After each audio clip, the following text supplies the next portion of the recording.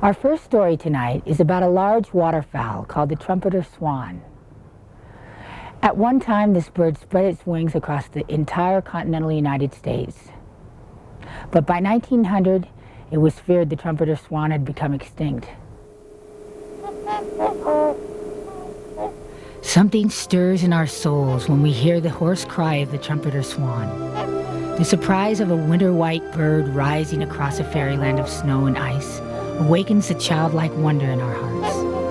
This is the essence of grace. 125 years of commercial harvest, coupled with the destruction of critical wetlands, decimated the trumpeter population. Records kept by the Hudson Bay Company show that more than 100,000 swan skins, most of them trumpeters, were traded between 1820 and 1880. By the turn of the century, the trumpeter swan was thought to be extinct. But in the early 1900s, small flocks of them were found near Yellowstone, protected from hunters by the country's first national park. One of these groups, in the Harriman Park area of Idaho, was sustained by the warm waters of the Henry's Fork. Although biologists later discovered large numbers of trumpeters in the wilderness of Alaska, up until the 1950s, this area was considered the last remaining refuge for the world's largest waterfowl. But after almost a century of providing sanctuary, the Yellowstone ecosystem became the enemy. The winter of '89 saw drought, extreme temperatures, and an overpopulation of waterfowl on the Henry's Fork take a tragic toll. The birds' food base, aquatic plants, were locked beneath the ice, and the die-off began. The big swans were the hardest hit, over 100 trumpeters succumbing to starvation. Then the following winter, large numbers of geese, ducks, and swans returned to the Henry's Fork and literally ate themselves out of house and home, grazing the river bare. Another severe winter would spell disaster. The only answer was to try and move the swans from Harriman to new winter habitats. Well, this is the second winter now that we've moved birds. We moved 353 last year. It's a very tough job. The guys that are doing the trapping, most of it's done at night at temperatures that are sometimes well below zero. It involves getting out on the river in very severe conditions and capturing the birds with night lighting technique, and then transporting them in boxes to different release sites. The U.S. Fish and Wildlife Service supplies the funding, along with leg bands and numbered collars for the capture operation.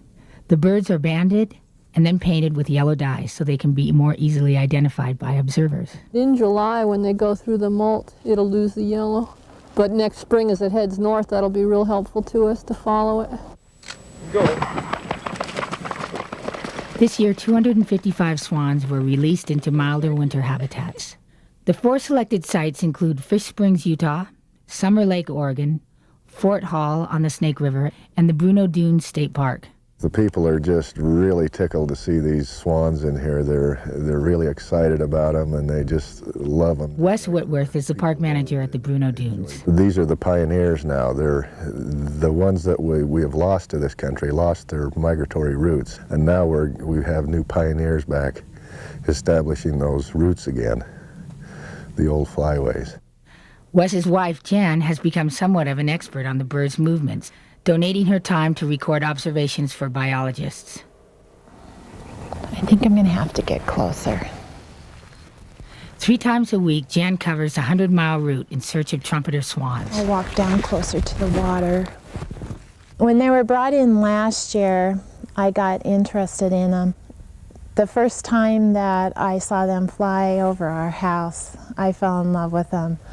They're beautiful birds. They're very fascinating.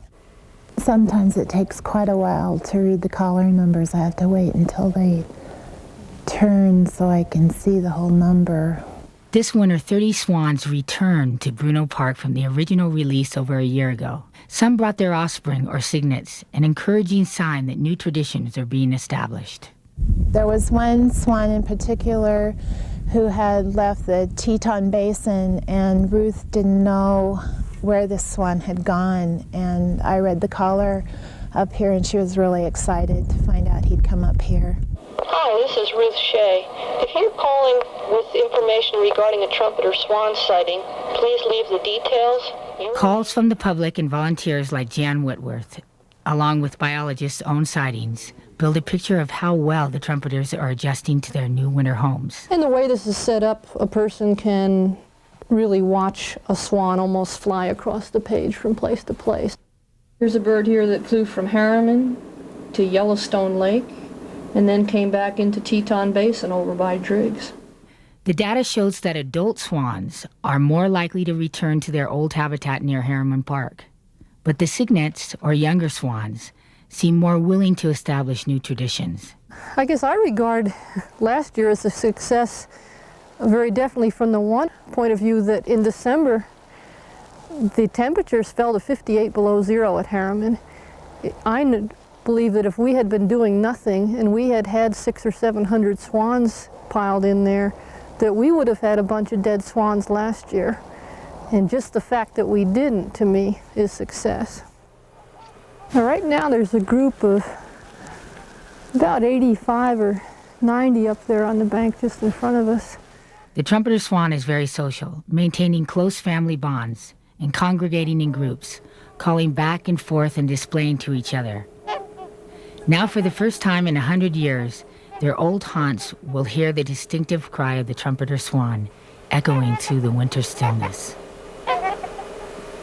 To me, the lesson the trumpeters teach us is really how fragile our resources are, and how, I guess the scariest thing is once we lose something, people so quickly forget and don't even realize it's been gone.